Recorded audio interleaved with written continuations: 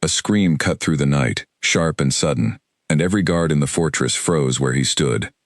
Illyra had been walking through the outer courtyard for only 10 minutes, her small bag of belongings still clutched in her hand, when the sound reached her ears. It was not the scream of a woman. It was not the scream of a man either. It was smaller, thinner, and it came from somewhere deep inside the stone walls of the Alpha King's palace, a place she had only just arrived to serve. She stopped walking. Around her, the guards did not move to help. They did not even turn their heads toward the sound. One of them, a broad man with a scar across his jaw, glanced at her and then quickly looked away, as if he had seen something he wished he had not. "Is someone hurt?" Illyra asked, her voice shaking slightly from the cold night air and from what she had just heard. "Keep walking," the guard said. "That is not your concern." But it was hard not to be concerned. She had traveled 3 days to reach this place, leaving behind the ashes of her village and the graves of people she loved, all so she could take the only job offered to her, a maid's position, inside the palace of the most powerful Alpha King in the region. She needed the work. She needed the roof over her head and the food that came with it. She could not afford to ask too many questions on her very first night, and yet the scream had sounded like a child in pain, and Illyra had never been able to walk past a child in pain, not once in her whole life. She followed the guard through a side door and into a long hallway lit by torches that flickered against cold stone. The palace was beautiful, in a way that felt wrong, like a painting made to look happy, while hiding something dark underneath the paint. Tapestries lined the walls, showing wolves in battle, wolves standing over fallen enemies, wolves ruling over vast lands. But there were no portraits of children, no warmth in any of the rooms she passed, only silence, and the distant, fading echo of that terrible sound. She was brought before the head housekeeper, a stern woman named Petra, whose gray hair was pulled back so tightly it seemed to stretch the skin of her face. Petra looked Illyra up and down, without any kindness in her eyes. "You are the new girl," Petra said. It was not a question. "Yes, ma'am, Illyra. You will not ask questions in this palace. You will not wander where you are not told to wander. And you will not, under any circumstances, go near the West Tower, unless I send you there myself. Do you understand?" Illyra nodded, though her mind was still on the scream. "What is in the West Tower?" Petra's face tightened. For a moment, something like pity flickered behind her cold eyes, gone as quickly as it appeared. "That," she said, "is exactly the kind of question I told you not to ask." Illyra was given a small room near the kitchens, barely large enough for a bed and a chair, but it was warmer and drier than anywhere she had slept in weeks. She lay awake that first night, staring at the ceiling, listening to the wind pressing against the shutters, and she thought about the scream. She told herself it was probably nothing. An animal, perhaps. A trick of the wind through old stone. But deep in her chest, in the place where instinct lives before logic catches up to it, she knew it had been the voice of a child. The next morning, Illyra was put to work scrubbing floors in the east wing, far from the tower Petra had warned her about. The other servants spoke to her only when necessary, and even then, in short, careful sentences, as though every word in this palace had to be measured before it left the mouth. She noticed that whenever anyone glanced toward the West Tower, visible through the tall windows of the hallway, their eyes would slide away quickly, the way people look away from something that makes them uncomfortable. At midday, while carrying a basin of water back to the kitchens, Illyra passed an older maid named Beatrice, who was known among the staff for having worked in the palace longer than almost anyone else. Beatrice was kneading dough with tired hands, flour dusted across her apron like snow. "You're the new girl," Beatrice said without looking up. "From the burned village, they say." "Yes." Illyra set down her basin, grateful for a moment to sit and rest her arms. "I heard something last night, a scream. It came from the West Tower." Beatrice's hands stopped moving. She glanced toward the doorway, checking that no one else was near. Before she spoke again, her voice dropped low. "You heard the pup." "The pup?" "The king's son. Kale." Beatrice returned to kneading the dough, though her movements were slower now, heavier. "He is kept up there, has been for almost a year." Illyra felt something cold settle in her stomach. Why would a child be locked away like that? Is he dangerous? "No," Beatrice said quickly, almost too quickly. "No, it is not that at all. It is—" She paused. choosing her words with great care, the way someone chooses steps across thin ice. It is something the king fears more than danger, something none of us understand. All I will say is this. The boy has not spoken a single word since his mother died. Not one word, in nearly a year. And sometimes, in the night, he screams like that, and no one, not the healers, not the king himself, can explain why. Illyra thought of her own losses, the fire that had taken her family, the nights she had spent unable to speak from grief, so heavy, it felt like stone in her throat. She understood, in some small way, what silence like that might feel like. But there was something in Beatrice's voice, some deeper fear she was not saying aloud, that made Illyra's skin prickle with unease. "Does no one care for him properly?" Illyra asked. "Does no one sit with him?" Beatrice shook her head slowly. "2 maids tried. Before you came. One quit within a week, packed her things in the middle of the night and never explained why. The other asked to be reassigned so many times that Petra finally gave in. No one wants that post. No one wants to be close to that room." "Why?" Beatrice looked up then, and for the first time, Illyra saw real fear in the older woman's eyes. Not fear of the child, but fear of something around him, something unseen. "Because there is a feeling in that room," she whispered. "A wrongness. Even the guards will not stand watch outside his door for more than an hour at a time. They say the air grows cold near him, colder than it should, even in summer. They say sometimes, in the deepest part of the night, you can hear something moving beneath his skin, like his very bones do not agree with what he is." Illyra wanted to dismiss this as superstition, the kind of story servants tell each other to fill long, boring hours of work. But she could not shake the memory of that scream, thin and desperate, cutting through stone walls thick enough to hold back an army. A scream like that did not sound like superstition.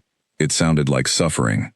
That evening, after her duties were finished, Illyra found herself walking the halls near the east wing windows, drawn by something she could not fully explain.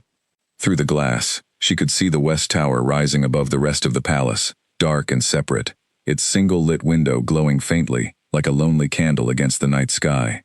She stood there longer than she should have, staring up at that light, wondering about the child locked inside. A voice behind her made her jump. "You should not be here." She turned to find a tall man standing in the shadow of the hallway, dressed not in servant's clothing, but in the fine dark fabric of nobility. His presence filled the corridor in a way that had nothing to do with his height alone. There was a weight to him, an authority that pressed against the air itself. His eyes, when they caught the torchlight, held a tiredness so deep, it seemed to have settled into the very bones of his face. Illyra's breath caught. She did not need to be told who this was. Every servant in the palace spoke of him in careful, respectful whispers, and none of them ever met his eyes for long. This was Edric, the Alpha King. "Forgive me, my lord," she said quickly, lowering her head. "I did not mean to wander." "And yet you were staring at my son's window," Edric said. His voice was calm, but there was an edge beneath it, sharp as a blade hidden in silk. "Why?" Illyra hesitated. She could lie, could say she had simply been looking at the stars, but something told her this man would know a lie the moment it left her lips. "I heard him last night," she admitted, "the scream. I could not stop thinking about it." Something shifted in Edric's expression, a flicker of pain so raw and sudden that Illyra almost stepped back, but it was gone in an instant, replaced by the same cold control he seemed to wear like armor. "My son's condition is not something for the staff to concern themselves with," he said. "You will keep your distance from the West Tower, for your own safety." "My own safety, my lord?" Illyra could not stop the question from slipping out. "Is he dangerous?" Edric's jaw tightened. For a long moment, he said nothing, and the silence between them stretched so long that Illyra feared she had gone too far, overstepped a line that could cost her the job she desperately needed. But when he finally spoke, his voice had lost some of its sharpness, replaced by something that sounded almost like exhaustion. "No," he said quietly. "He is not dangerous. He is suffering. And there is nothing I have been able to do to stop it." He looked past her, toward the lit window in the tower, and for just a moment, Illyra saw not a king, but a father, worn down by a burden too heavy for even his broad shoulders to carry. "Go back to your quarters," he said finally. "It grows late." Illyra obeyed. But she did not sleep well that night either. She lay awake, thinking of the child locked away in that tower, of the fear in Beatrice's voice, of the pain she had glimpsed in the king's eyes before he hid it away again. Something about this palace did not add up. A king who ruled with strength and power over an entire pack, yet who could not protect his own son from whatever haunted him. Servants too afraid to even stand near a child's door. A scream that echoed through stone walls thick enough to muffle almost anything. 3 days passed in much the same way. Elira scrubbed floors, carried water, learned the rhythms of the kitchen, and tried, without success, to push the thoughts of the West Tower from her mind. But every night, without fail, she heard sounds drifting faintly through the palace, sometimes a low whimper, sometimes silence so complete it felt heavier than any scream, and once, in the deepest hour of the night, a sound so strange she was not sure she had truly heard it at all. A low, pained growl that seemed to come from somewhere far beneath a human throat, followed by a whimper that broke her heart, even though she had never laid eyes on the child making it. On the 4th day, Petra called Elira into her small office near the kitchens. The older woman's face was unreadable as she folded her hands on the desk between them. The current maid assigned to young Kale has left her position, Petra said, her tone flat, as though announcing the weather rather than the 4th departure in less than a year. The king requires someone new. I have decided it will be you. Elira's heart pounded. Me? You have shown yourself capable and quiet. That is more than I can say for the others. Petra's eyes narrowed slightly. I will tell you what I told them. Do not ask him questions he cannot answer. Do not touch him without warning. And do not, under any circumstances, tell anyone outside this palace what you see in that room. Do you understand? What will I see? Elira asked, unable to help herself. Petra's expression flickered, just for a moment, with something that might have been sympathy, or might have been dread. You will see, she said quietly, why no one wants that post. Elira left the office with her hands trembling slightly, though she could not have said whether it was from fear or from something else entirely. A strange, quiet determination that had been building in her chest since the moment she first heard that scream cut through the night. She thought of the boy locked away in that tower, unseen, unheard, feared by the very people meant to care for him. She thought of her own silence after the fire, the way grief had stolen her voice for weeks, the way she had longed for just one person to sit beside her, without flinching away. Whatever waited for her in that tower, Elira decided as she climbed the narrow servant stairs toward her new assignment, she would not run from it the way the others had. She did not yet know what terrible thing lived in the fur of the Alpha King's suffering son, or how close she stood to a truth that would change everything inside this palace of secrets. But as she reached the heavy wooden door at the top of the West Tower stairs, her hand resting against its cold iron handle, she felt the unmistakable pull of a fate she could not yet name, drawing her forward into the darkness on the other side. She pushed the door open and stepped inside. The room was dark, lit only by a single candle on a stone windowsill, and the first thing Elira noticed was the cold. It should not have been this cold.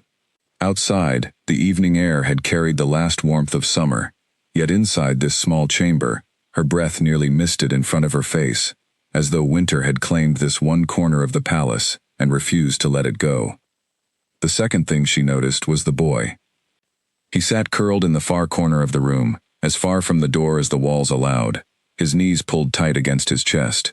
Even in the dim light, Elira could see that he was thin, far too thin for a child who should have been eating 3 good meals a day in a king's household.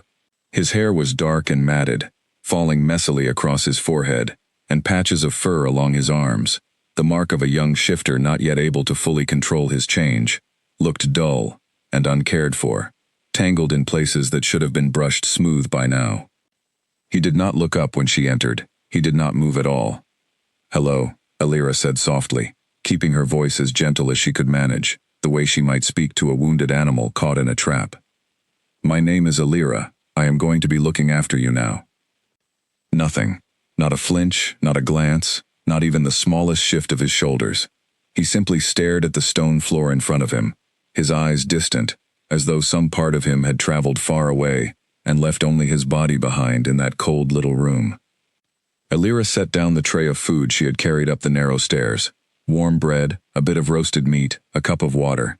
and knelt slowly a few feet away from him, careful not to move too quickly. She had learned, in her own grief, that sudden movements from well-meaning people could feel like threats when a person was hurting deeply enough.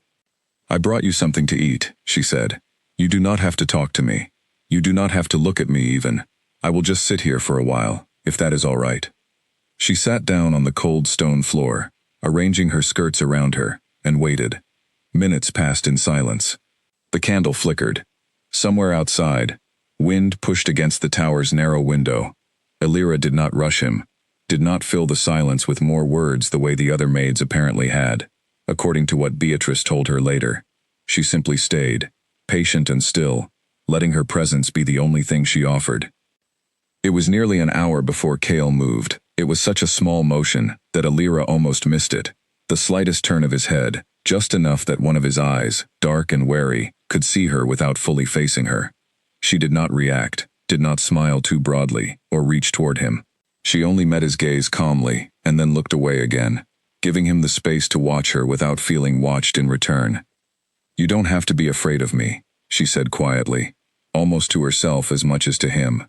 "I know what it is to lose everything you loved in a single night. I know what it is to have no words left inside you, because all the words got burned away with everything else." She did not know if he understood her, or if he even truly heard her over whatever storm was happening inside his own mind.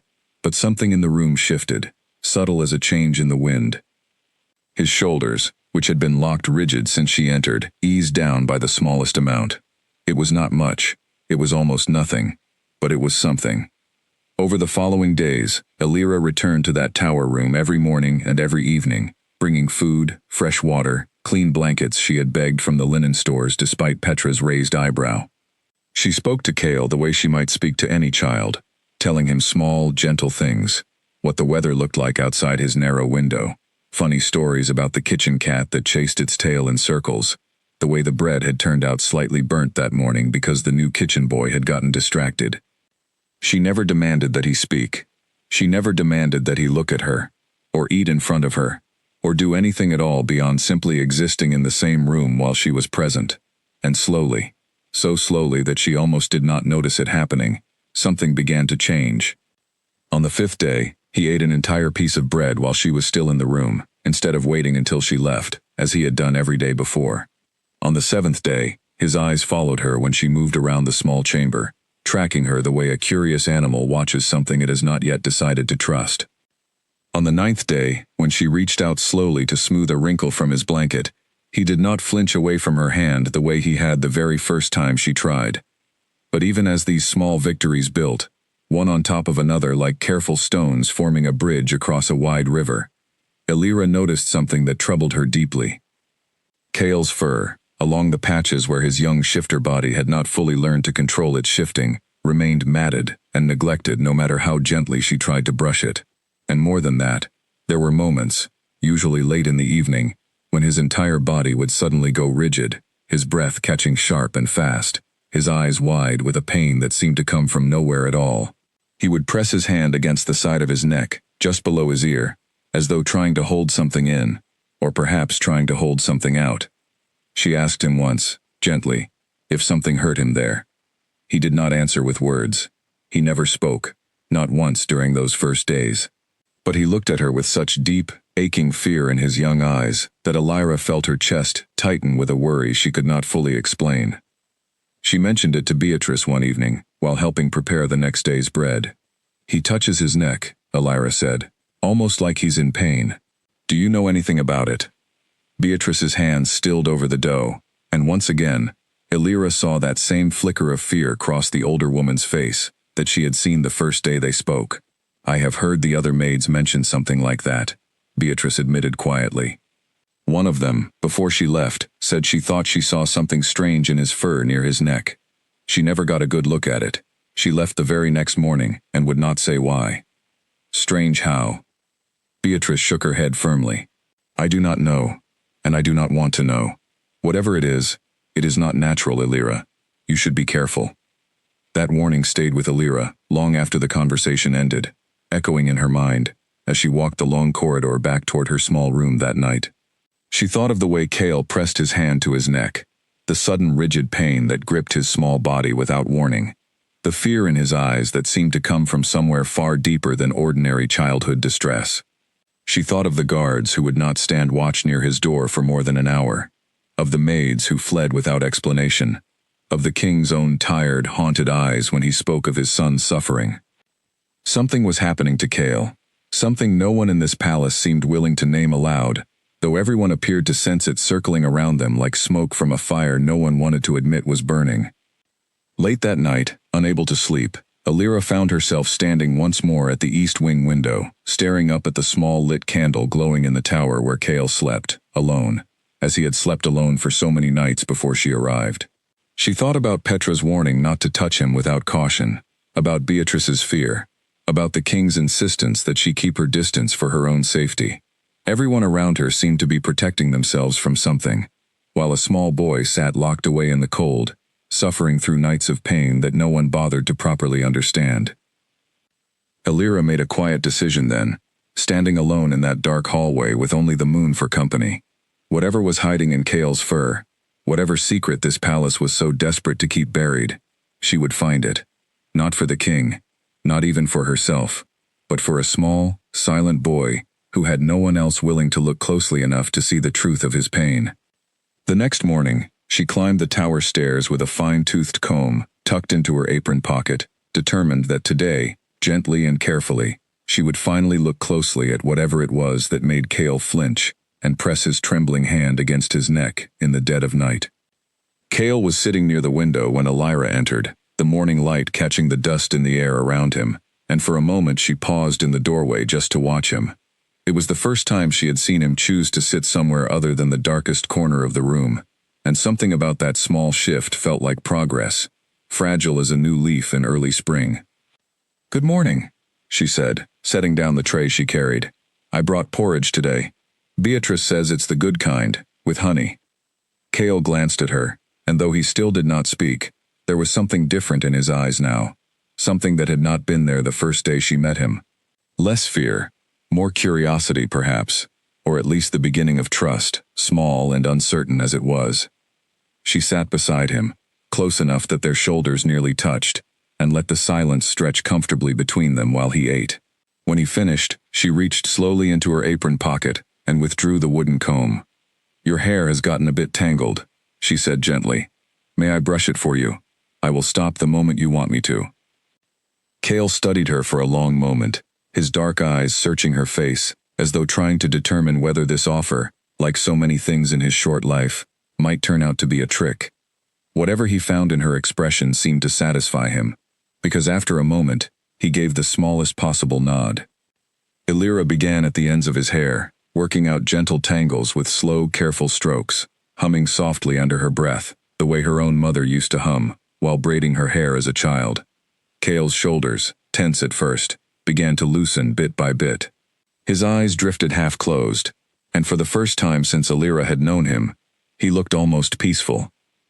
She moved the comb slowly down toward the patches of fur along the back of his neck, where a young shifter's control was still developing, and soft fur sometimes grew in uneven patches before a child learned to fully manage his change. It was there, just below his left ear, hidden beneath a thicker section of tangled fur, that her fingers brushed against something that made her breath catch in her throat. It was not skin, it was not fur either, though it was hidden within the fur, buried close against his neck as though it had grown there, or been placed there, and left to sink slowly into him over time. Illyra parted the fur carefully with trembling fingers, and in the pale morning light filtering through the narrow window, she finally saw it.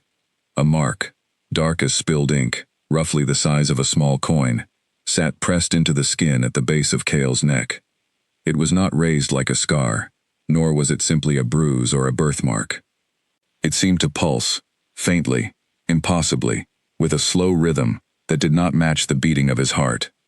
Thin lines, like tiny black roots, spread outward from its center, disappearing beneath his skin, in delicate branching patterns that made Illyra think, with a chill crawling up her spine, of frost spreading across glass on a winter morning.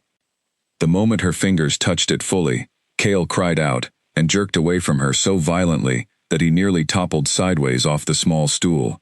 His hand flew up to cover the mark, his whole body trembling, his breath coming in short, panicked gasps.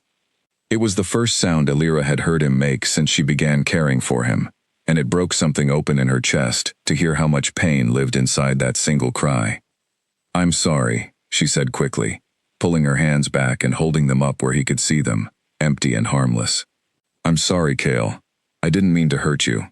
I won't touch it again. I promise." He curled into himself, shaking, his eyes wide with a fear so deep it seemed to swallow the small progress they had made together over the past days. Illyra stayed perfectly still, giving him space, murmuring soft, calm reassurances until, slowly, his trembling began to ease. It took nearly 20 minutes before his breathing steadied and his hand finally lowered from his neck, though his eyes remained fixed warily on her, watching for any sign that she might reach for him again. "I saw something there," Illyra said quietly, once she was certain he had calmed enough to hear her. "Does it hurt you?" Cale did not answer with words, but his eyes filled with tears, and he gave the smallest, most heartbreaking nod she had ever seen a child give. Illyra felt anger rise in her chest, hot and sudden, directed at every adult in this palace who had known this boy carried such pain, and had chosen, out of fear or convenience, to look away from it rather than help him. She thought of the maids who had fled without explanation, of Beatrice's warning, of Petra's careful instructions not to touch him without caution.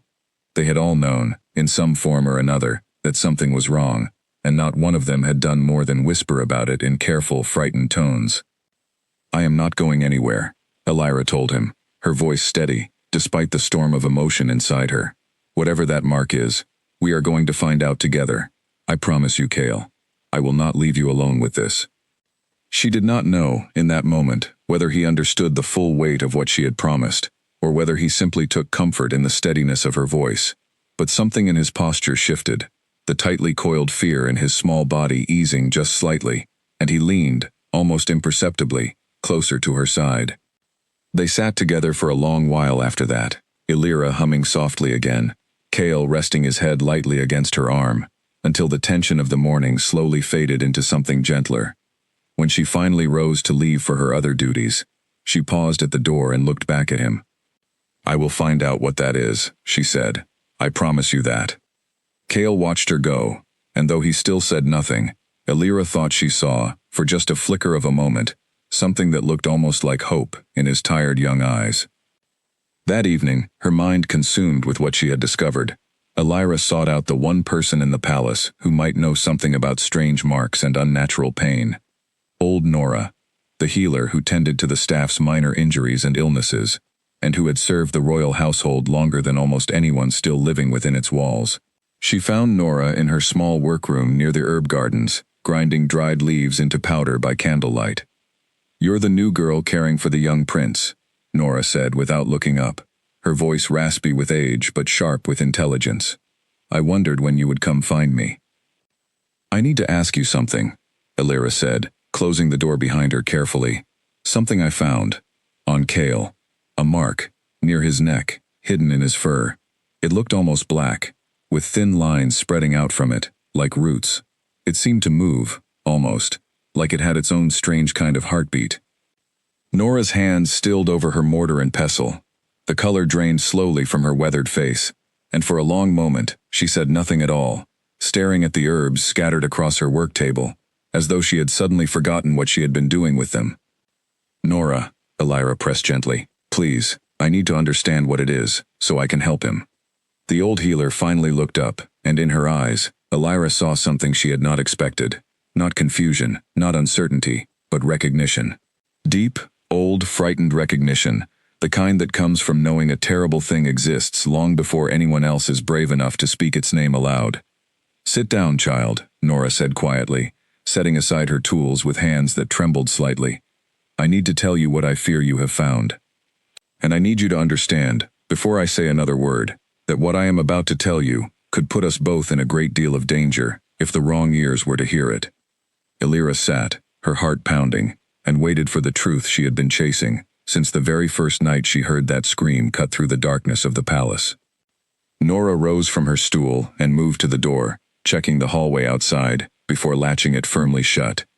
When she returned to her seat across from Illyra, Her voice had dropped to barely above a whisper, as though even these thick stone walls could not be trusted to keep her words contained.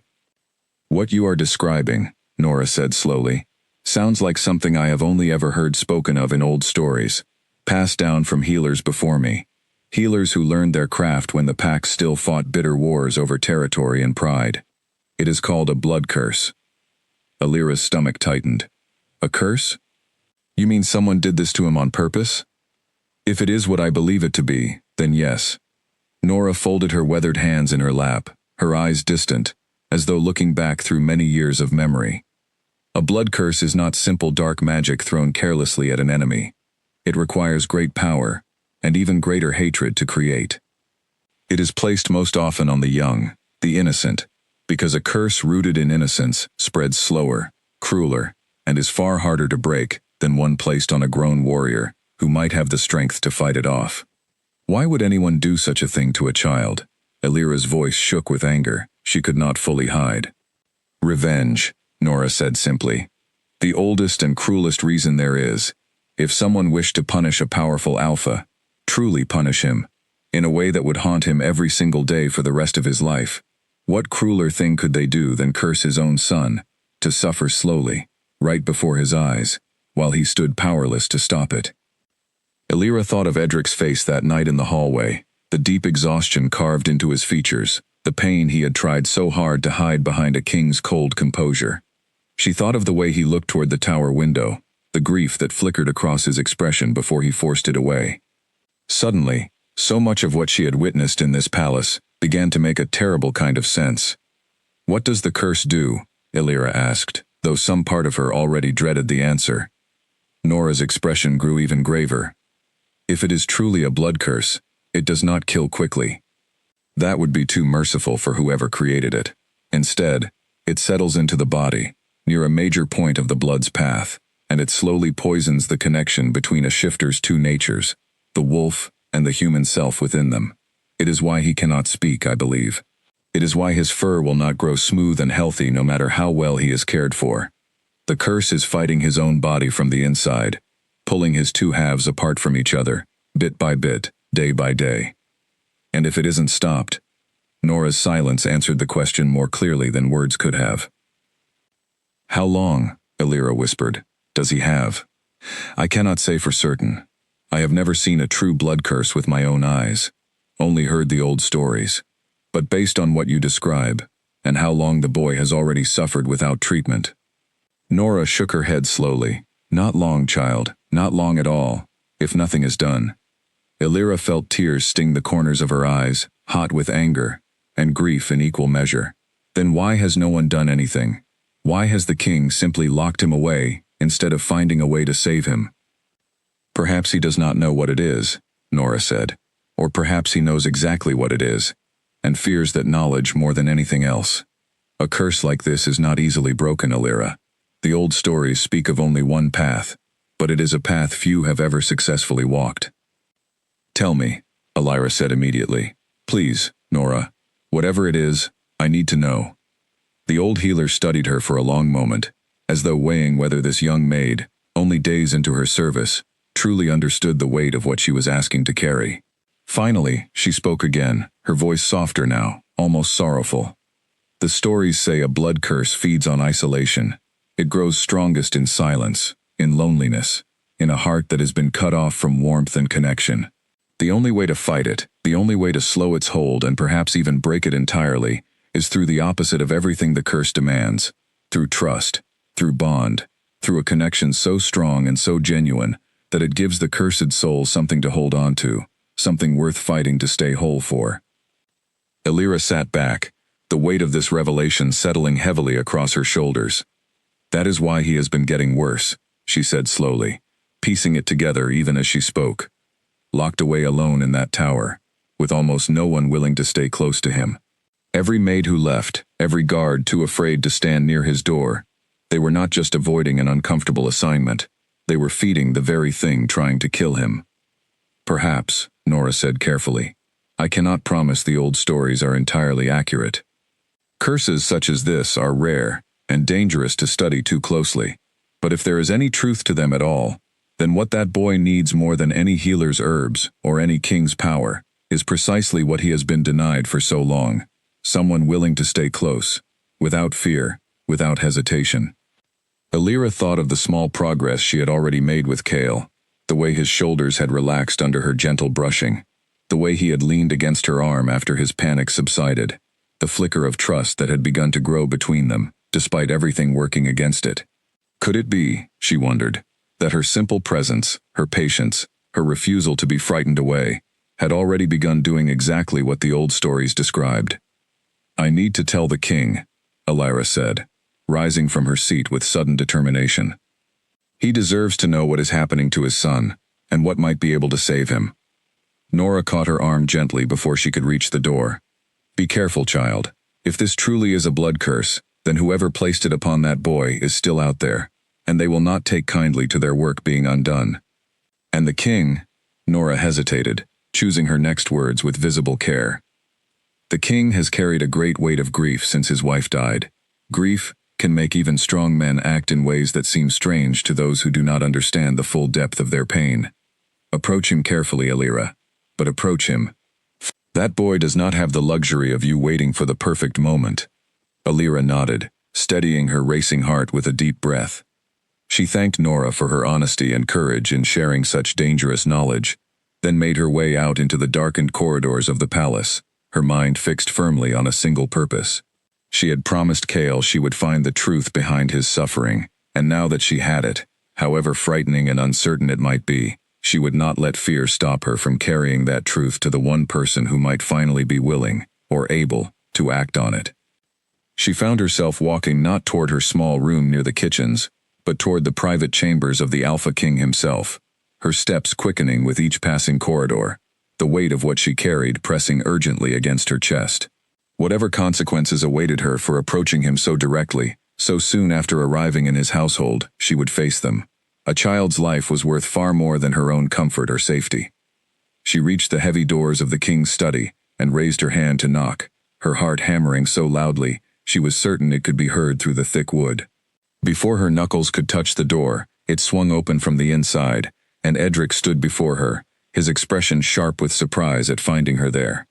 You, he said, his eyes narrowing with a mixture of confusion and wariness. It is late. Why are you here? Illyra lifted her chin, refusing to let her nerves show in her voice. My lord, I need to speak with you about your son. I know what is causing his suffering, and I believe, if we act quickly enough, we may still have time to save him. For a long moment, Edric simply stared at her, and Illyra watched a war play out across his features. Surprise, disbelief, and beneath it all, something that looked almost like fear of hope itself, as though he had been disappointed too many times before to let himself believe her words too quickly. Come inside, he said finally, stepping back to allow her entry. Speak quickly, and speak plainly. The king's private study was nothing like the cold, formal halls of the rest of the palace. Shelves lined every wall, filled with books and scrolls, many of them worn soft with frequent handling. A fire crackled in the hearth, casting warm light across a desk cluttered with papers. Illyra noticed, tucked among the more official documents, a small wooden carving of a wolf pup, clumsily made, clearly the work of a child's hands. Her chest tightened at the sight of it. I found a mark on Cale's neck, Illyra began, choosing her words carefully. Hidden beneath the fur, near his left ear. It is dark, almost black, with thin lines spreading out from its center. It seemed to move, my lord, with its own strange rhythm. Edric's face went pale, all the careful composure he usually wore draining away in an instant. He gripped the edge of his desk, as though needing its support to remain standing. You saw it, he said, his voice barely above a whisper. You truly saw it. You knew, Illyra said, understanding dawning slowly, painfully. You already knew it was there. I placed him in that tower to protect him, Edric said, his voice thick with an anguish he no longer seemed capable of hiding. I could not bear to watch him suffer, and I did not know what else to do.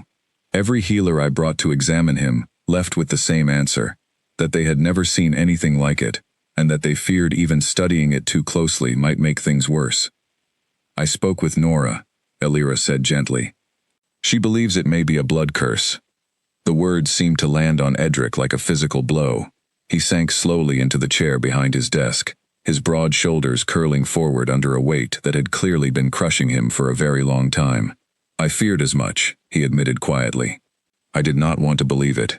I told myself it was some illness, some rare shifter condition that our healers simply had not yet learned to treat.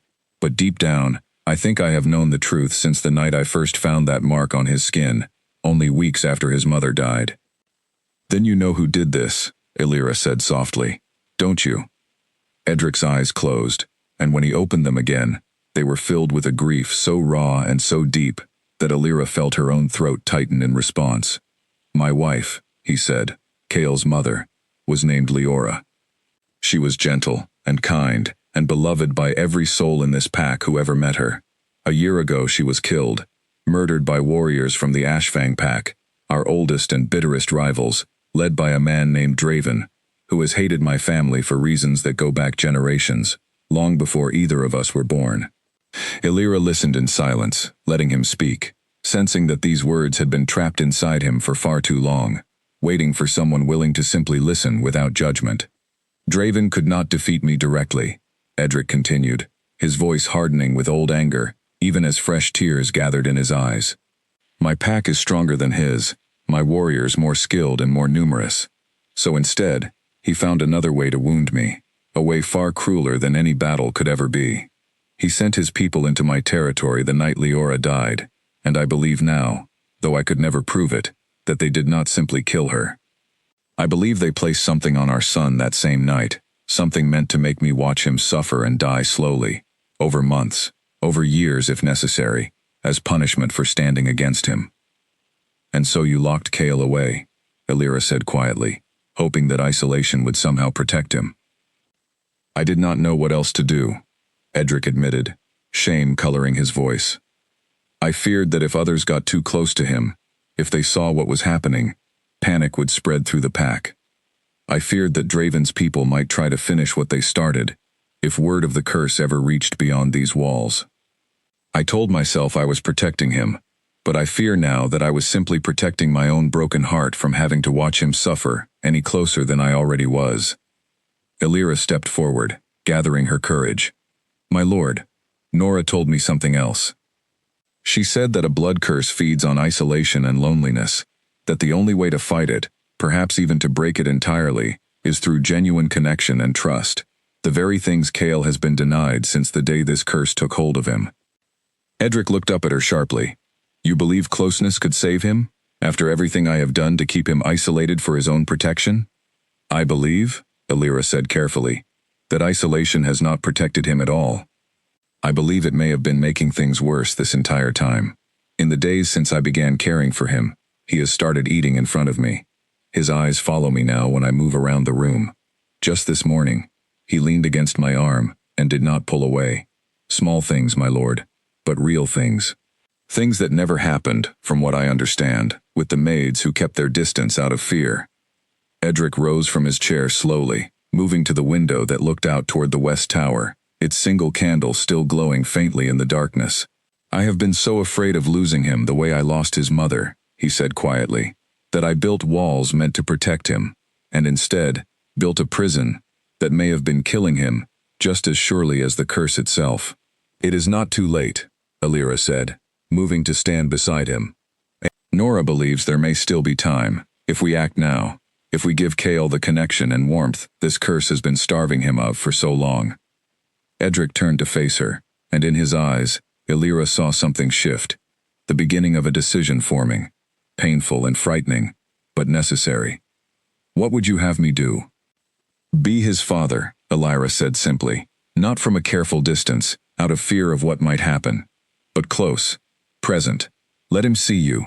Let him feel that he is not alone in this fight, whatever it turns out to require of us, and let us search together for a way to break this curse fully, before it takes the last of him.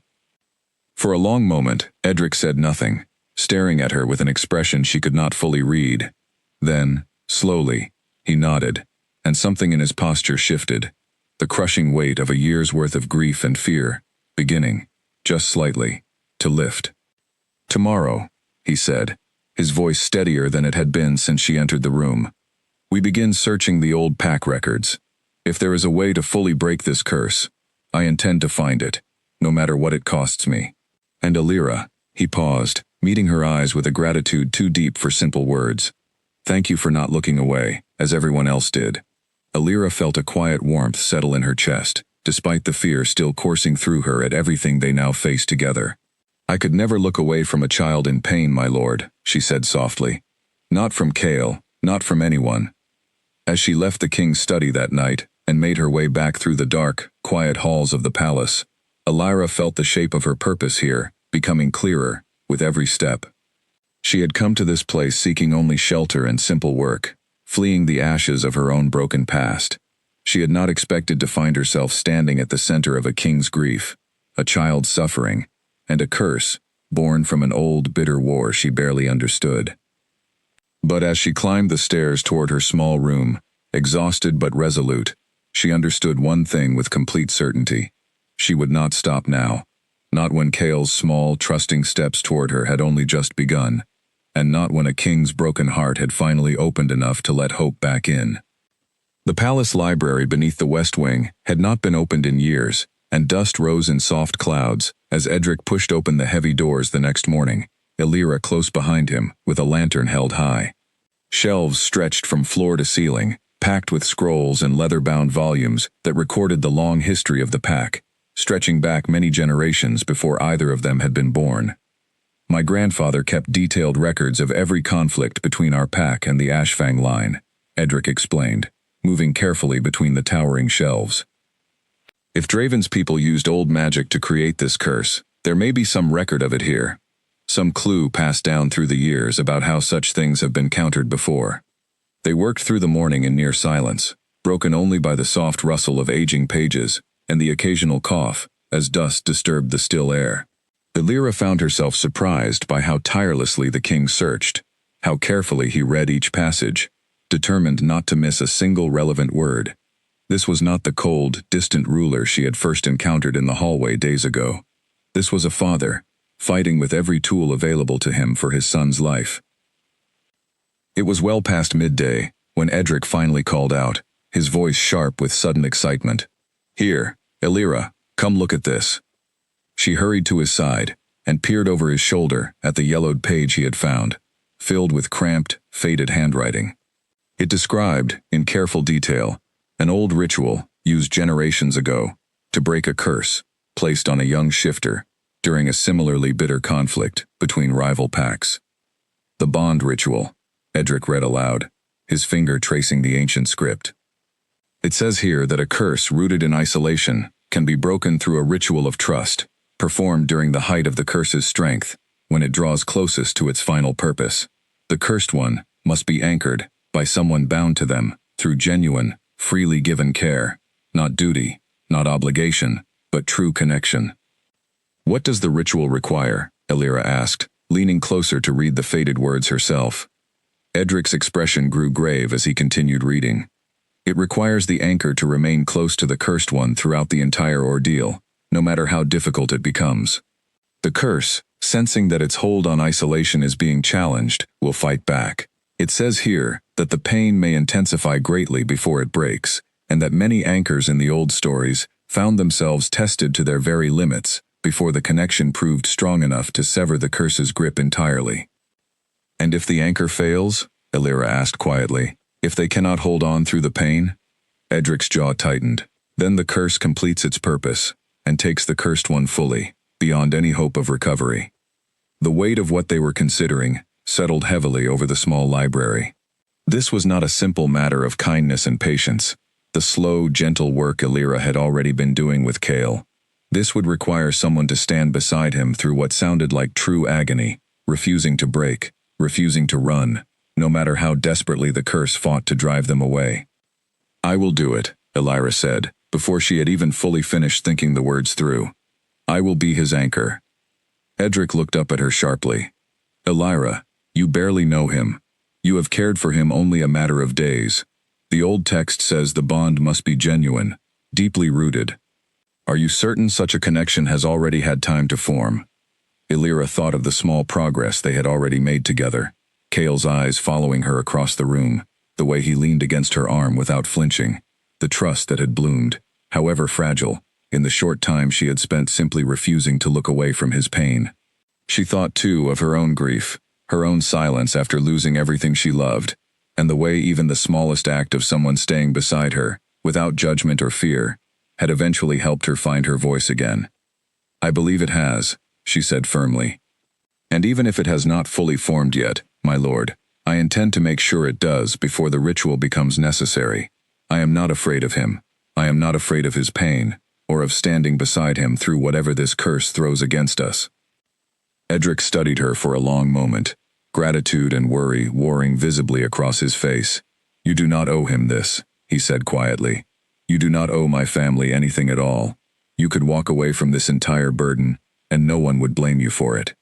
"I know," Illyra said simply. "But I am choosing to stay anyway." Something in Edric's expression softened at her words, a heaviness in his shoulders easing just slightly, as though her simple, unwavering resolve had lent him a small measure of strength he had not realized he desperately needed. "Then we must prepare carefully," he said. "The text mentions that the ritual works best when the curse is at its most active, during what the old healers called the turning point, when the cursed one's condition grows suddenly and sharply worse, before either breaking entirely or claiming its victim for good." Illyra felt a chill run through her at those words, remembering the increasing severity of Cale's nighttime episodes, the growing frequency of his pained, silent trembling. "How will we know when that moment arrives?" "I do not know for certain," Edric admitted, "but if the pattern described in these old records holds true, I fear we will not have long to wait. And when it comes, Illyra, you must understand fully what will be asked of you. There will be no turning back once the ritual begins." Illyra nodded, steadying herself against the fear rising in her chest. She thought of Cale's face, the small nod he had given her when she promised she would not leave him to face this pain alone. Whatever the ritual demanded of her, she had already made that promise, and she did not intend to break it now. They spent the remainder of the day poring over every detail the old records offered, preparing themselves as thoroughly as possible for what lay ahead. Edric sent quiet word to Nora, asking her to gather whatever herbs and remedies might help ease Cale's pain during the ordeal, though the old text warned clearly that no remedy could fully replace the strength of genuine connection required to break the curse. That evening, before returning to her own quarters, Illyra climbed the tower stairs one final time to check on Cale before the long preparations that surely awaited them in the coming days.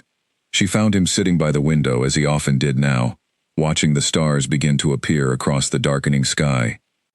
"I spoke with your father today," she told him softly, settling beside him. "We found something that might be able to help you.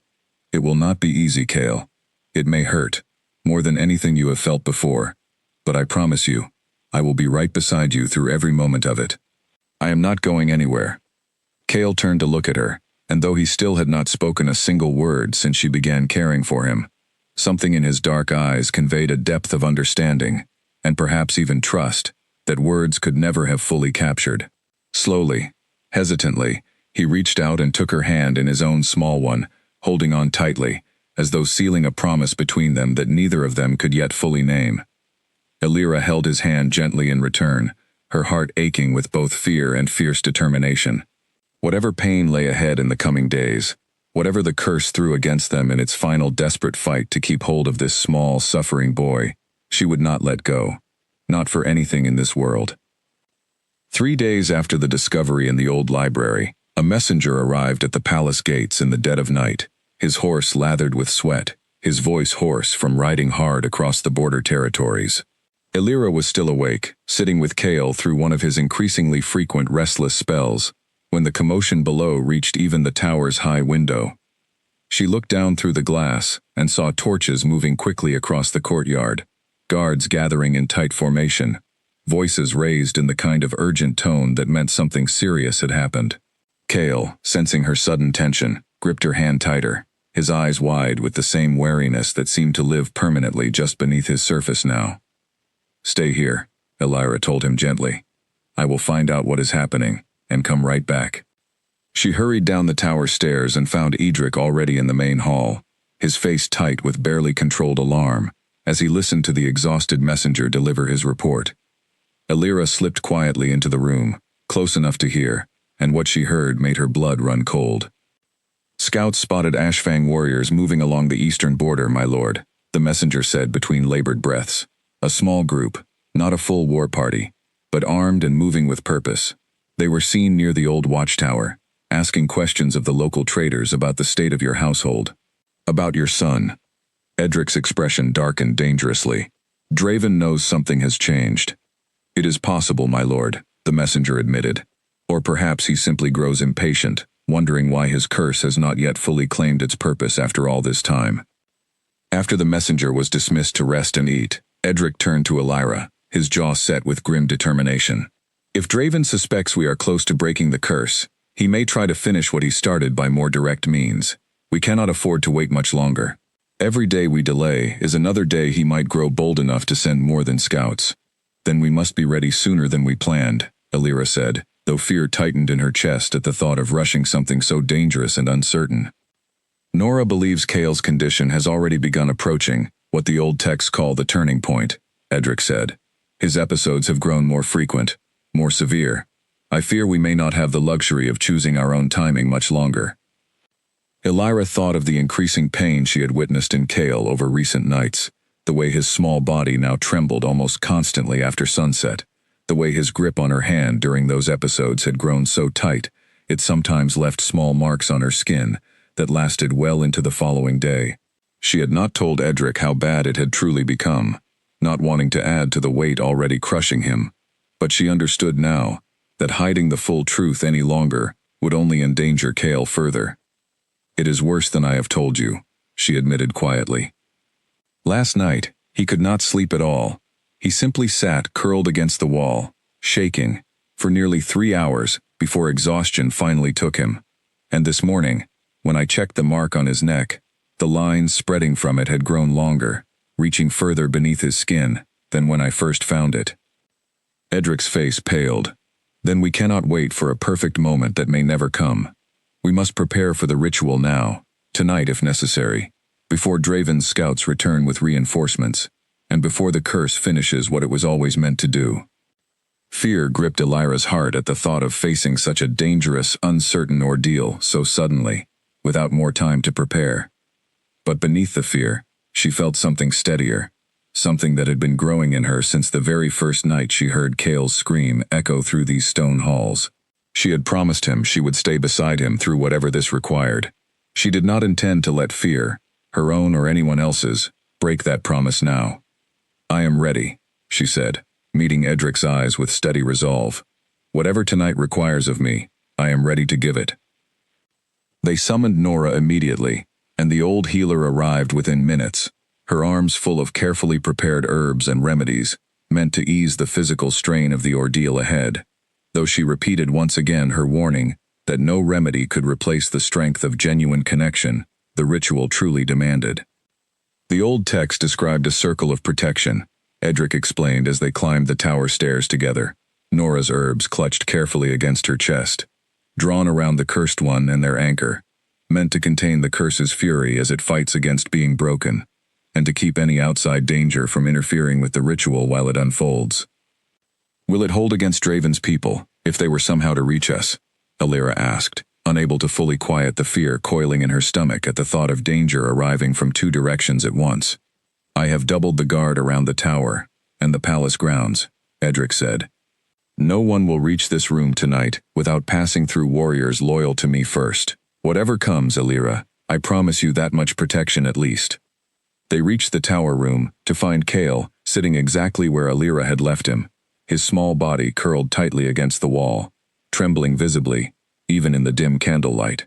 His eyes found Elira immediately as she entered, and something in his expression, some combination of fear and desperate hope, told her that some part of him already sensed what tonight would bring. "It is time," Elira told him gently, kneeling before him and taking both his small hands in hers. "Do you remember what I promised you, Kale? That I would stay beside you, no matter what?" Kale nodded, his eyes filling with tears, though whether from fear or from the fierce hope her presence seemed to kindle in him, Elira could not fully say. Nora began preparing the room with quiet efficiency, drawing a careful circle of pale chalk across the stone floor around the small bed where Kale would need to rest during the ritual, placing small bundles of herbs at intervals along its edge, murmuring old words under her breath that Illyra did not recognize but that seemed to carry a weight of ancient purpose all their own. When Edric knelt before his son, and for the first time since Illyra had arrived at the palace, she watched him set aside every trace of his king's composure entirely, revealing only the raw, unguarded love of a father terrified of losing his only child. "I am so sorry," he told Kale, his voice breaking. "I am sorry I kept you locked away, thinking I was protecting you, when I was only making everything worse. I am here now. I will not look away again. Whatever happens tonight, you are not facing it alone." Kale reached out and touched his father's face gently, the first time Illyra had seen him initiate any physical contact with anyone since she had known him, and something in that small gesture seemed to steady all three of them, drawing them together into the difficult night that lay ahead. As the moon rose higher outside the narrow tower window, casting pale silver light across the chalk circle drawn upon the floor, Nora finished her final preparations and stepped back, her weathered face grave with the weight of what she was about to witness. "The ritual must begin now," she said quietly, "while the moon sits at its highest point. Illyra, you must stay within the circle with him, no matter what happens, no matter how frightening it becomes. If you step outside its boundary before the curse fully breaks, the ritual will fail, and I fear we may not have another chance to try again." Illyra settled herself beside Kale within the pale chalk circle, gathering him gently into her arms, feeling the fine tremor already running through his small body. She looked up at Edric, standing just outside the circle's edge, his hands clenched into tight fists at his sides, torn between the desperate urge to help and the terrible knowledge that this moment belonged, now, entirely to his son and the young maid who had refused to look away from his suffering. "Whatever happens," Illyra told Kale softly, pressing her lips gently to the top of his head, "I am staying right here beside you. I promise you that, with everything I am." Nora began the ritual, her old voice rising and falling in a language Illyra did not understand, ancient and rhythmic, filling the small tower room with a strange humming energy that seemed to press against the very air itself. The candles flickered wildly, though no wind stirred within the closed chamber. And then, without warning, Kale's body went suddenly rigid in Illyra's arms, a sound tearing from his throat unlike anything she had heard from him before. Not quite a scream, not quite a growl, but something raw and ancient, and full of unbearable pain, as the curse, sensing the threat against its long, patient hold, began at last to fight back with everything it had left. The mark at the base of Kale's neck began to glow, faint at first, then brighter, a sickly dark light pulsing beneath his skin, like something alive and furious at being disturbed. Illyra felt him convulse in her arms, his small body twisting with a strength that seemed impossible for a child so thin and frail, and she tightened her hold around him, refusing to let go, even as his sharp movements bruised her arms. "Hold on to him," Nora called over the rising hum of her chanting, sweat beading on her brow despite the cold air of the tower. "Whatever you feel, whatever you hear, do not release him, and do not step beyond the circle." Illyra pressed her cheek against Kale's hair, murmuring soft words of comfort even as his cries grew louder, more anguished, the sound of them tearing at her heart with every passing second. "I am here," she whispered fiercely, over and over, like a chant of her own to match Nora's ancient words. "I am not leaving you. I am not letting go." The lines spreading from the dark mark on Kale's neck began to move visibly beneath his skin, thin black tendrils creeping outward, like something searching desperately for a way to escape, or to spread further, before it could be stopped. Illyra watched in horror, as one of the tendrils reached toward his jaw, and she instinctively pressed her hand flat against his neck, covering the mark entirely, as though she could physically hold back its progress, through sheer force of will. The moment her palm made contact, a jolt of cold shot up through her arm, so sharp and sudden that she nearly cried out herself. It felt like plunging her hand into ice water, mixed with something else entirely, something that did not belong in the natural world, something ancient and hungry and furious at being denied its purpose. But she did not pull away. She pressed harder instead, closing her eyes and pouring every ounce of warmth and determination she possessed into that single point of contact. "Kale," she said firmly, her voice cutting through his cries, through the strange hum filling the room, through the cold, radiating from beneath her hand. Kale, listen to me. You are not alone. You have never been alone since the moment I walked into this room, and you will never be alone again. I am right here. Your father is right here. Fight this, Kale. Fight to stay with us. Kale's convulsions grew even more violent, his small hands clawing weakly at the air, his cries rising to a pitch that made Edric, standing helplessly just beyond the circle's edge, take an involuntary step forward before catching himself, remembering Nora's warning, forcing himself to remain outside the boundary no matter how desperately every fatherly instinct screamed at him to intervene. Please, Edric whispered, his voice raw with anguish. Please, my son. Fight. You are stronger than this. You have always been stronger than this. The candles in the room flared suddenly, casting wild shadows across the stone walls, and for one terrifying moment, Illyra thought she saw something shift within the darkness gathered around them, something that did not belong to any natural shadow, something that seemed to reach toward Kale with a hunger that made her skin crawl. She held him tighter, refusing to let fear loosen her grip even slightly. You do not get to have him, she said, her voice trembling but fierce, directed at whatever unseen force pressed against them in that ancient humming darkness. Whatever you are, whoever sent you into this innocent child, you do not get to take him from the people who love him. He belongs here. He belongs with his father, and I am not letting go of him. Not now. Not ever.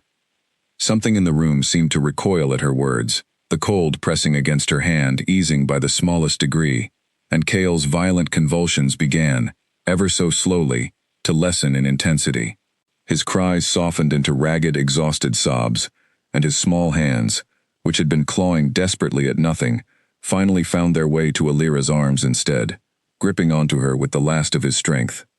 That's it, Illyra encouraged softly, tears streaming freely down her own face now. That's it, Kale. Hold on to me. I've got you. Nora's chanting rose to a final, powerful crescendo, her voice ringing with an intensity that filled every corner of the small tower room. The dark mark beneath Illyra's palm began to shrink, the sickly glow dimming steadily, the black tendrils that had spread so far beneath Kale's skin slowly retreating, pulling back toward the center point, as though being drawn out and unraveled thread by thread.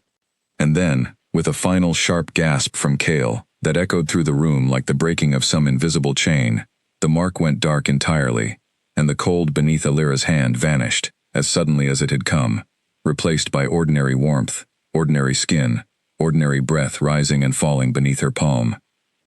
Silence fell over the tower room, thick and heavy after the storm of the past several minutes. Nora's chanting had stopped. The candles burned steady and calm once more.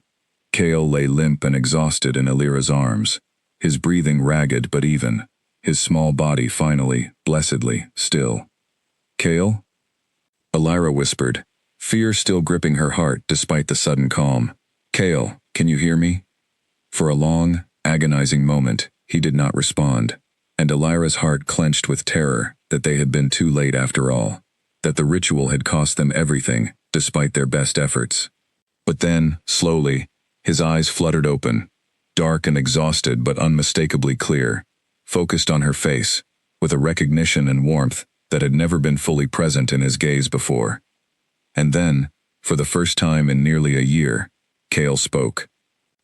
You stayed, he whispered, his voice hoarse and unused, but undeniably real. You actually stayed. Illyra let out a sob of pure relief, pulling him gently closer against her chest. I told you I would, she whispered back. I told you, Kale. I am not going anywhere. Edric crossed the chalk circle without hesitation, the moment Kale's voice filled the room, dropping to his knees beside his son, and gathering both Kale and Illyra into a fierce, trembling embrace. Tears streamed openly down the king's face, all pretense of composure forgotten entirely in the overwhelming relief of the moment. You spoke, Edric said, his voice breaking with emotion. Kale, you spoke. I have waited so long to hear your voice again. Kale leaned weakly into his father's arms, exhaustion pulling heavily at his small frame, but a faint, genuine smile touched his lips, the first true smile Illyra had seen from him since her arrival at the palace. It hurt, he admitted quietly, but Illyra held on. She didn't let go, even when it hurt so much. "None of us will ever let go of you again," Edric promised, pressing a gentle kiss to his son's forehead. "Not me, not Illyra, I swear it to you." Nora moved carefully into the circle now that the ritual had concluded, kneeling beside Cale to examine the spot where the dark mark had been. Where sickly black lines had spread beneath his skin only minutes before, there remained now only smooth, healthy fur, unmarked and unmarred, as though the curse had never touched him at all. "It is broken," Nora confirmed, relief evident in her weathered voice. "Truly and fully broken. I have never witnessed a blood curse severed so completely before." The bond between you two must have been stronger than even the old stories described. Before anyone could fully process the relief flooding through the small tower room, a sharp cry rang out from the courtyard far below, followed immediately by the clash of steel and the sound of raised, urgent voices. Edric's head snapped up, every trace of the exhausted father instantly replaced by the sharp, commanding presence of an alpha king sensing danger to his territory. "Stay here," he ordered, rising swiftly to his feet. "Guard them both. I will find out what has happened." He rushed from the tower room, and Illyra held Cale close, her heart pounding with fresh fear, as the sounds of conflict below grew louder, more chaotic. Nora moved quickly to bar the door, though her hands trembled slightly as she did so. "What is happening?" Illyra asked, though some dark part of her already suspected the answer. "Draven," Nora said grimly. "It seems he did not wait for his scouts to report back after all. He must have sensed the curse breaking somehow, some old dark magic connecting him still to its purpose, and decided to strike while he believed us weakened and unprepared." Illyra held Cale tighter, feeling him tense against her at the sound of fighting drawing closer to the tower itself. Whatever peace they had won only minutes ago now felt terribly fragile, threatened by a danger that had followed them all the way from the ancient conflict Edric had described in his study days before. Below, in the courtyard, Edric emerged to find his guards locked in fierce combat, with a small band of Ashfang warriors who had somehow breached the outer walls under cover of darkness, likely using the very same distraction the messenger's warning had failed to fully anticipate. At the center of the chaos stood a tall, broad-shouldered man with cold eyes and a cruel smile, watching the battle unfold with the satisfied air of someone who believed victory already assured. "Draven," Edric growled, striding forward to meet his oldest enemy directly. "Edric," Draven's smile widened, though it did not reach his cold eyes. "I felt my curse break just moments ago, faster and more completely than I ever thought possible. I confess, I am impressed. But do not mistake a single victory for the end of this war between us." "You will not touch my son again," Edric said, his voice low and dangerous, power radiating from him with an intensity that made even Draven's confident smile falter slightly. "Not tonight. Not ever." The two alphas circled each other briefly before Edric's superior numbers and the swift, disciplined response of his guards began to turn the tide of the skirmish decisively in his favor. Draven, sensing the fight slipping beyond his control, called a sharp retreat to his remaining warriors, though not before casting one final, venomous glance toward the tower rising above the courtyard. "This is not finished," Draven called out as he and his surviving warriors withdrew into the darkness beyond the palace walls. "You have won tonight, Edric, but I will find another way to make you suffer for what your family has taken from mine." Edric watched his old enemy disappear into the night, his chest heaving with exertion and lingering adrenaline, before turning immediately and rushing back toward the tower, desperate to confirm that Cale and Illyra remained safe, despite the chaos that had briefly threatened them. He found them exactly as he had left them, Illyra still holding Cale close, Nora standing guard at the door, all three of them shaken but unharmed. Relief flooded through Edric so powerfully that his legs nearly buckled beneath him as he crossed the room to gather his family into his arms once more. "He is gone," Edric said, his voice rough with exhaustion. "Draven has retreated. You are both safe." "For now," Nora said quietly, though there was no accusation in her tone, only the weary wisdom of someone who understood that old conflicts rarely ended so simply or so completely. "For now," Edric agreed, "but we broke the curse tonight, against everything Draven intended. We proved that his cruelty does not have to define what happens next in this family, or in this pack. Whatever comes from this night forward, We will face it together, and we will face it stronger than he ever anticipated. Illyra looked down at Kale, still resting weakly but peacefully in her arms, his breathing steady, his eyes closed now in the first truly restful sleep she had witnessed him take since her arrival at the palace. Whatever dangers still lingered beyond these walls, whatever old wars remained unfinished, this single night had already changed everything for the small, suffering boy who had first captured her heart with nothing more than a scream in the darkness. He needs rest, Illyra said softly. Real rest, in a warm bed, without fear hanging over him.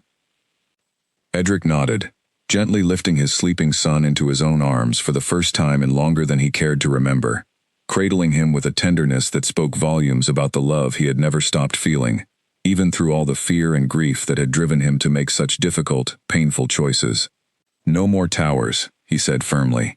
No more isolation. From this night forward, my son sleeps in chambers close to my own, where I can watch over him properly, the way I always should have.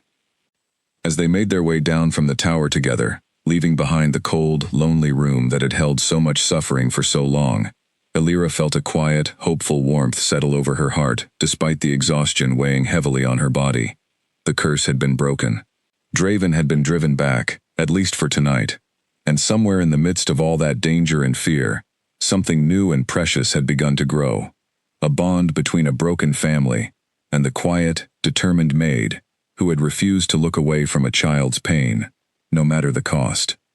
Weeks passed, and the palace that had once felt so cold and silent to Illyra, on her very first night, began, slowly but unmistakably, to change. Sunlight seemed to reach further into the stone hallways now, or perhaps it had always been there, simply unnoticed by a household too consumed by grief and fear to see it. Laughter, rare and precious, began drifting through the corridors, most often from a small boy racing down the halls, with an energy that had been locked away inside him for far too long. Kale's recovery, once the curse had been fully broken, proved steady and remarkable.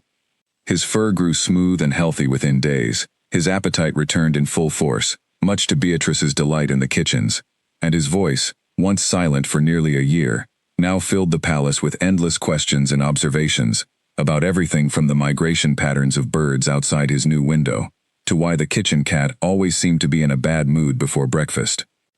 Edric had kept his promise. Kale's new chambers sat just down the hall from his father's own rooms, filled with warm light, soft furnishings, and none of the isolating coldness that had defined the tower for so long. Each evening, without fail, Edric made time to sit with his son, whether to share a meal, hear about his day, or simply sit together in comfortable silence, rebuilding a bond that had been strained nearly to breaking by a year of fear and distance. Illyra remained close as well, though her role in the household had shifted in ways she could not have fully anticipated when she first arrived, exhausted and grieving, seeking nothing more than simple shelter and honest work.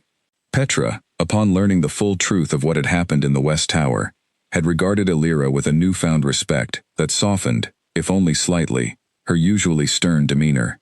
Beatrice, delighted by Kale's transformation, took to slipping Illyra extra treats whenever she passed through the kitchens, insisting the girl who had saved the young prince deserved at least a little spoiling herself. One crisp autumn morning, Illyra found herself in the palace gardens, watching Kale chase a small dog around the fountain, his laughter ringing bright and clear across the open courtyard.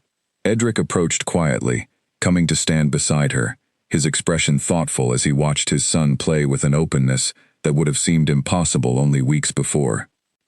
"I do not think I have properly thanked you," Edric said after a moment, "for everything you did for him, for both of us." "You do not need to thank me," Illyra said, though warmth spread through her chest at his words nonetheless. "I only did what anyone should have done from the very beginning."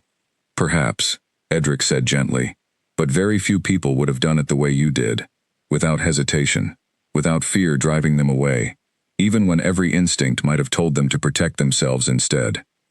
He turned to face her fully now, his eyes holding a sincerity she had rarely seen from him, even in their most difficult moments together. "This palace has felt like a home to me only twice in my life. Once, many years ago, when Leora first came into it, and filled these halls with warmth I did not know I had been missing. And now, again, since you arrived." Elira felt her breath catch slightly at the weight of his words, understanding the depth of trust and gratitude he was offering her, far beyond simple thanks for a duty well performed. "I never expected to find anything like a home here," she admitted softly. "I came only seeking work, somewhere to rebuild after everything I had lost. I did not expect to find a family waiting for me instead." "Then perhaps," Edric said, a small, genuine smile touching his tired but hopeful face, "we have both found something unexpected in each other, and in that boy who refuses to stop chasing that poor dog around my fountain." They stood together in comfortable silence, watching Kale's joyful play continue in the warm autumn sunlight, and Elira felt, for the first time in longer than she could remember, a sense of true peace settle over her heart. The dangers that had brought her to this palace had not entirely vanished. Draven remained out there somewhere, his threats still lingering unresolved beyond these walls, and old wars rarely ended as simply or as completely as anyone might wish. But within these walls at least, something broken had been carefully, lovingly repaired. Later that evening, as the household gathered for dinner in a manner that had become a new and cherished tradition since Kale's recovery, the young prince climbed eagerly into the chair beside Elira's own, chattering happily about the games he had played that day, about the stories Nora had promised to teach him, about 100 small, ordinary joys that had once seemed entirely out of reach for a boy locked away in cold, lonely silence. "Elira," Kale said suddenly, pausing between bites of his dinner, his dark eyes serious for a moment, despite the joyful chaos of the meal around them. "You are not going to leave, are you, now that I am better?" Elira reached over and gently squeezed his small hand, the same gesture of comfort she had offered him countless times during his darkest, most painful nights in that cold tower room. "I told you once, Kale, that I was not going anywhere. I meant it then, and I mean it still. This is my home now too, for as long as you and your father will have me." Kale's face broke into a wide, delighted smile, and beside him, Edric watched the exchange with an expression of quiet, profound gratitude, his eyes meeting Elira's own across the table, with a warmth that spoke of new beginnings still unfolding between them. Outside, beyond the palace walls, the autumn wind carried the last golden leaves from the trees, and somewhere far to the east, an old enemy nursed his wounded pride, and plotted futures neither Edric nor Elira could yet fully foresee. But within these walls, in a household that had once echoed with suffering and silence, warmth had finally taken root, strong and steady, carried forward by nothing more powerful, and nothing more precious, than the simple, unwavering choice of one young maid, who had refused, from the very first terrible scream she heard in the darkness, to ever look away.